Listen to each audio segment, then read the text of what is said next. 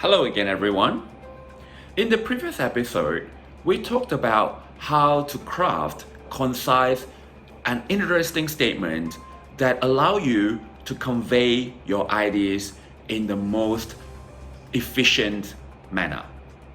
For today's episode, I'm going to teach you how to improve the readability of your sentences so that your idea will get conveyed at the first read. Alright, this is to avoid the reader having to go through the sentence over and over again, and in doing so, losing interest in what you're trying to say. So, let me give you this example sentence that you see in the slide. Alright, the first one is, you deserve the funding, but the study design is not perfect.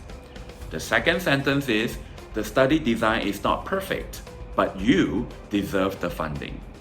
Now, both of these sentences convey the same idea.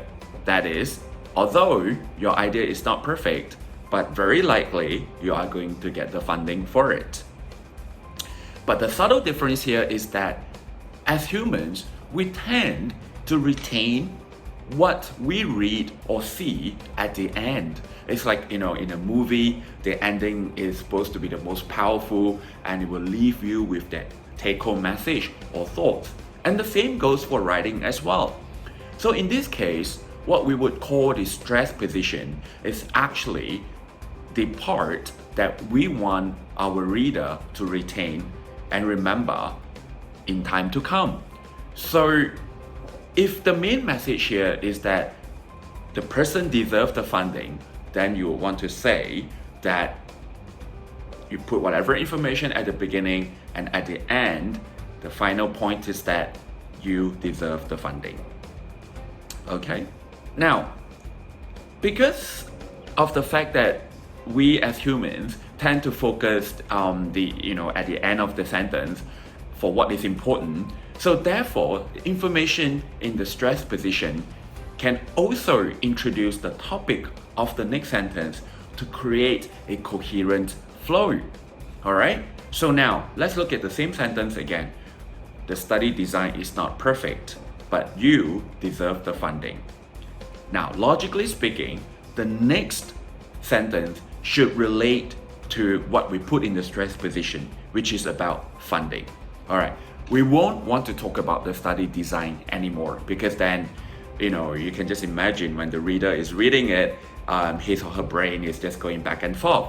So because the previous sentence ends with funding, so the next sentence, for example, should start with something like this. So the grant will be awarded in 2 stages. So as you can see, the last word in the first sentence is funding. The first 2 words in the next sentence is the grant. So funding leads to the grant.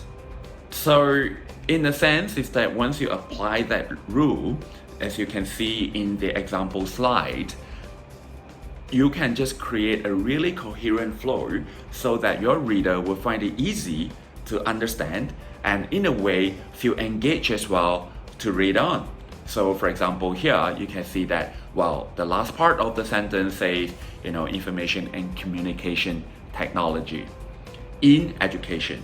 So then the next sentence will begin with in medical education, alright, and so on and so forth. And then finally, it ends with the use of ICT. So we're back to ICT again. So therefore, the next sentence would talk about ICT. So here we say ICT, connect, TAD, and so on and so forth. So as you can see, right, the stress position will lead to the next topic. And then at the end of that sentence is the stress position again, and it leads on to another topic. And so in doing so, you can actually form a paragraph applying this idea as well. Alright? So for example, you have a topic sentence, which is the title sentence of your paragraph, and in between you have your supporting sentences, and at the end of the paragraph you have a stress sentence, right, which is also the stress position. And because of that, you can start the next paragraph, right, that's with a topic sentence that's related to the stress sentence in the previous paragraph. As you can see in the example slide, the blue will lead to the gray, and the gray will lead to the blue, and gray again, and so on and so forth, to chain all your paragraphs together in a logical flow.